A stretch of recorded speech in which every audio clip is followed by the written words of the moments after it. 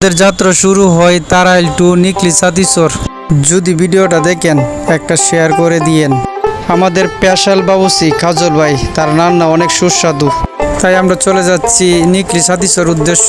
দেখি পরে আমার চাচা বলতেছে একটা ভিডিও বানাচ্ছেন, কি করাম, তারপরে তো তার কথাটা রাখতে হইলো। তারপর একটা ভিডিও বানাইলাম, শেষ করে ফেললাম তার ভিডিওটা। তারপর দেখি একটা সীতা হল হিন্দুরা মারা গেলে এখানে পুরানো হয়। এরপর দেখি এক জেলে মাছ মারতেছে, ভিডিওটা ভালোই লাগলো, স্মৃতি হিসেবে রেখে দিলাম। সামনে চলে আসে এক মহিলা, উপরে তো ডিজে নাচানাচি হচ্ছে, হয়তো মহিলার কাছে ভালো লাগছে না, হয়তো একটা বকা দিয়ে চলে যাচ্ছে। হঠাৎ দিকে দামিয়ে চলে আসছি, মুসির দর্শকের সামনে এসে পড়ছে, ভিডিওটা না করে থাকতে পারলাম না। দিকে একটা হাঁসের দল আসতেছে, হাঁসের দলটা তুললাম। তারপরে দিকে একটা গাড়ি এসে পড়ছে, না সরি, এটা গাড়ি না, এটা একটা স্টিমার।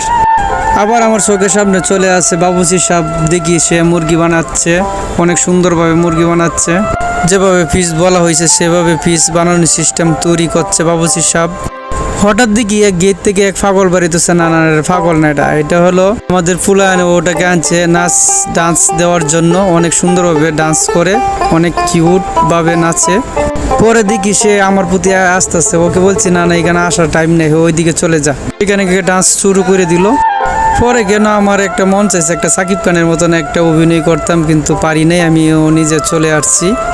পরে আমার অবাক করে দিল হাওড়ে মাঝখানে একটা সুন্দর একটা মসজিদ, মাশাআল্লাহ। হাওড়ে মাঝখানে একটা গাছ, দেখতে অনেক সুন্দর।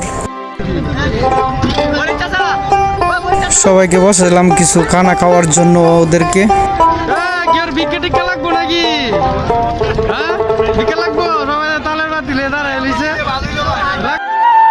আবার বাবুসি কাজ করা শুরু করে দিচ্ছে দুপুরে খানার জন্য, পেঁয়াজ মিশন করতেছে। হঠাৎ দিকে একটা লঞ্চ আসতেছে, আমিও তাড়াতাড়ি ভিডিওটা বানিয়ে ফেললাম। দেখি ওরা আমাদের প্রতি তাকাই আছে, আমিও একটা টাটা দিলাম। লঞ্চটা অনেক সুন্দর ছিল। পরে কেরা আবার আমার মন চাইছে সামনে আসার জন্য, ওদেরকে থ্যাঙ্কস লাভ দেওয়ার শুরু করতেছি। প্রচণ্ড লোদ ছিল, আমি তাকাতে পাচ্ছি না, তাই আবার চলে আসছি।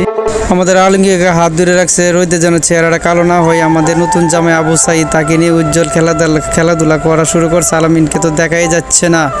আমাদের ট্রলার থামিয়ে গেছে, নিকলি চলে আসছি আমরা এখন ফায়ার সার্ভিসের সামনে। আমরা সবাই ঘোরাফেরা করতেছি, ঘোরাফেরা শেষ করে আবার আমরা তারাইলের উদ্দেশ্যে রওনা দিব। এটাই আমাদের শেষ সীমানা ছিল। সবাই ভালো থাকবেন, সুস্থ থাকবেন, সবার জন্য দোয়া রইল। ফি আমানিল্লাহ।